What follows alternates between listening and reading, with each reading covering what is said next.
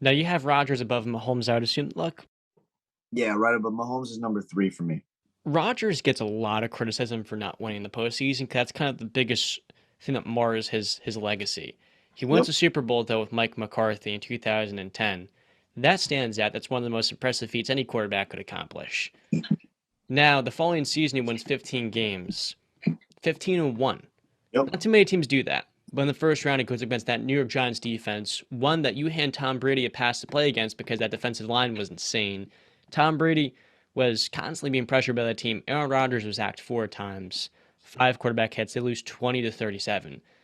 That's tough. I mean, Yep. defense is handing up 37 points. Following season, they lose to San Francisco, which is kind of a theme as well for him in the postseason in the Yep. divisional round, 31-45. That was a really fun playoff game. This to see the 49ers stand out. Following season, they lose the 49ers again in the first round, the wild card. The next season, 12-4, they lose to Seattle. You'll probably remember that game for Yep. the iconic onside kick that I won't say Yep. the player's name for Packers fans' sake that they did not Oh man. recover. We won't say it. I'm intentionally not mentioning his name. He shouldn't be mentioned in this podcast. 2015, they lose to Arizona. Another heartbreaking defeat in a divisional round of Carson Palmer. Yeah, Carson Palmer. 2016, the Falcons team that won the Super Bowl, 44 points. I mean, that's you're not going out there and getting up that many points. People forget those years the Packers defenses were often holding them back. The special teams so often was holding them back. And while Rodgers didn't play up to his standard oftentimes, he made some incredible plays. In order to get to that Falcons game, he had to make one of the craziest throws against the Cowboys just to send them against that Cowboys offense was insane, past them to the NFC Championship game. One of the best throws I've ever seen to the sideline to was Jared Cook, right? Yeah, Jared Cook. Yeah, it was. I'm not really holding that year against him. 2017, they missed the playoffs for a second time. 2018, 6-9-1. Those years were injury filled. Obviously, Mike McCarthy was fired. Joe Philbin came in. It was, it was a changing of the guard. The Mike Joe Philbin.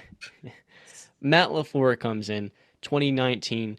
They beat Seattle in the divisional round. They go up against the 49ers and lose. This is like the third time in his career at this point in the conference championship, 20-37. That team went on to the Super Bowl. 2020, a year ago, he goes up against the team that won the Super Bowl in the divisional round again, the Buccaneers. Yep. All of these games, his defense is holding him back in many ways. The special teams is not good. And special teams was another great example of how they lost the 49ers like a fifth time in his career in the postseason, or the fourth. I mean, we saw it throughout the entire season, whether it was kicks, blocked punts, even return team. I remember Joe Hayden blocked a field goal against the Packers, and it should have been a touchdown that would have enabled the Steelers to have all the momentum to beat Green Bay. But for some bizarre reason, he was called offsides when he clearly was not offsides, and that play drove me wild. But it was another example of the Packers being undisciplined on special teams and making costly mistakes that, frankly, killed the momentum. Yeah, no, no, I won't discredit that. I mean, Aaron Rodgers had a good defense for those first the playoff the Super Bowl run they had the year after, and then the year after that it started to deteriorate. But for those 2 to 3 ish years, he had a very good defense, an elite defense actually. Then it fell off through those uh like 6 or 7, 8 years, and it really has started taking over the last 2 years. His defense has started to step up. Um, Is that what so they yeah, need? it's what they need. But there are the shortcomings. Now, what you didn't mention is that his playoff wins. I don't have them in front of me, but one that I know sticks out to me right away. One of his playoff wins. I forget how many he's got in his career. It's 9 or 8 or 11. something. 11. One of them, I believe, is against the Minnesota Vikings, and the quarterback at time that was playing that game was Joe Webb, who was a former receiver, I believe. Um, and then there's a couple other games where he plays, I think, backup quarterbacks or less than good quarterbacks. 2012, you're alluding to. Yeah. So for me, and that the ones that stick out the most is that year against when he lost against the Giants. You're 15-1, bro. That team was stacked.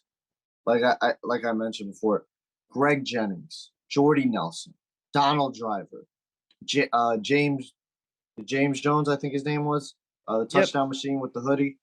A rookie Randall Cobb, tight end Jermichael Finley. You had James Starks and Ryan Grant in the backfield. Did you mention Greg Jennings? Greg Jennings, yeah, he was one of the first. Yeah, he was the number one. He was the first Um, player the, named. yeah, I the O missed it. line was really good. The names aren't coming to my head, but I know it was very good. TJ Lang or TJ Yang was one of the guards. They had a very good O line. The defense was very good. I think you had a young Clay Matthews, Charles Woodson.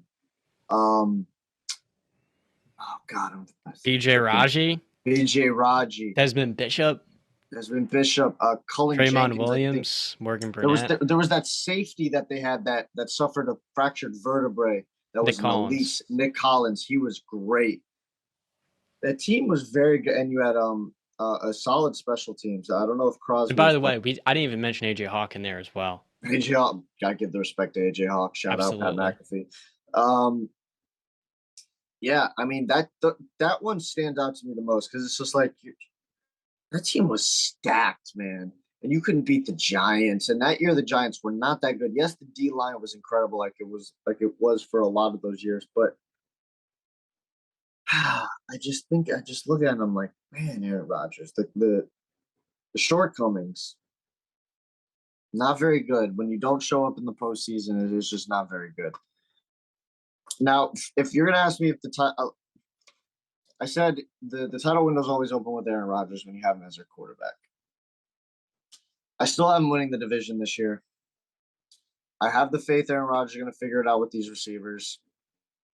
And I think they're going to be a top seed. Like I said, I think the top teams in the NFC are the Bucks, Rams, and Green Bay Packers. I think those are the top three teams in the NFC. So Green Bay is going to be right there. If they get, I don't think they're going to be able to pull off another number one seed, getting another home game. I don't know about that. That one's going to be tougher this year.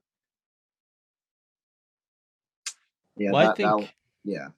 I think one good answer to when you look at Mike McCarthy led teams that are super talented and never live up to expectation in the postseason, especially, I think there usually is a common denominator, and that is very much him, Mike McCarthy.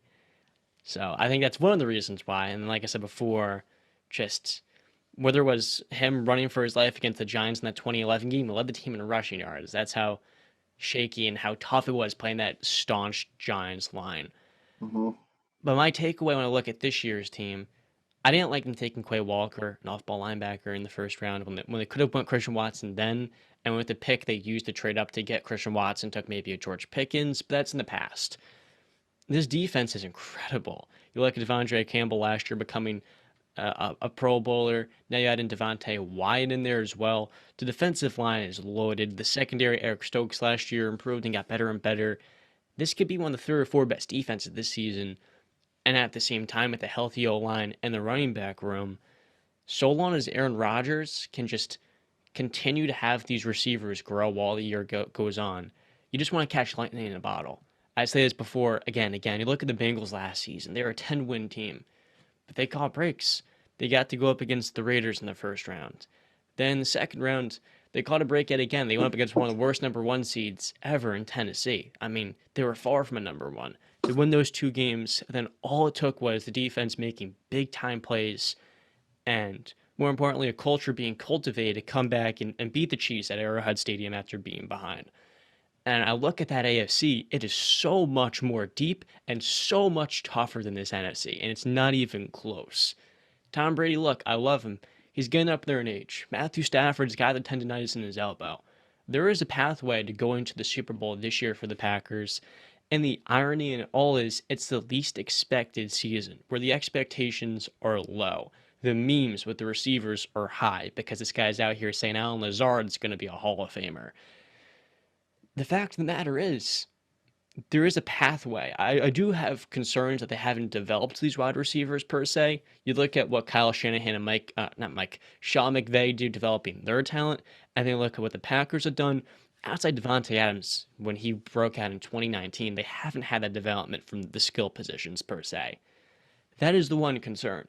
But if the defense can just help you win this division, and you catch your break in the first round of the playoffs, and then Christian Watson has a big time game where him and Aaron Rodgers are on the same page.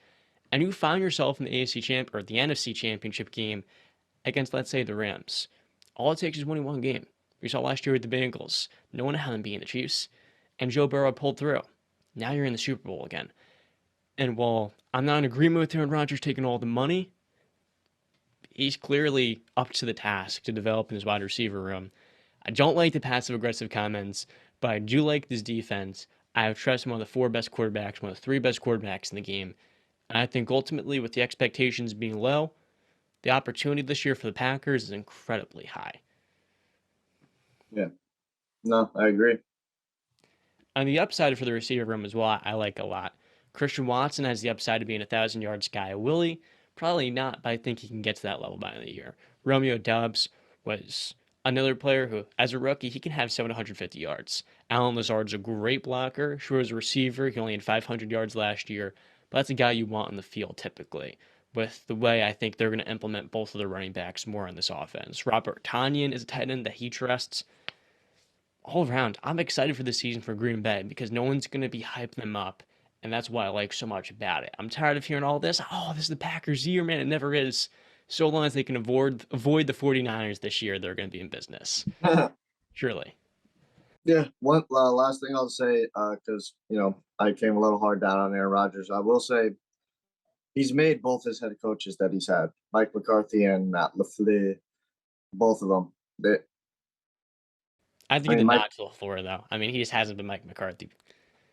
Like his you late game management for McCarthy.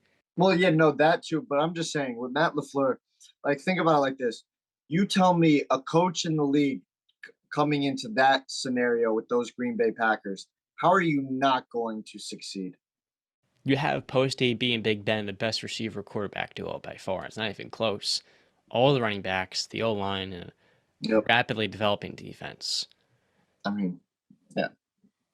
Put Dan Campbell in that situation. What do you think he does? Succeeds. Like put a lot of coaches in that situation. And I mean, and that was no shot at Dan Campbell because I love Dan Campbell. Yeah, I was just saying, a young head coach, like put them in that. You know, Josh McDaniels would have probably succeeded in that situation if you maybe. put him How on. about Coach? Hence, okay, maybe I don't know if Aaron Rodgers could overcome that. That one would have been hard.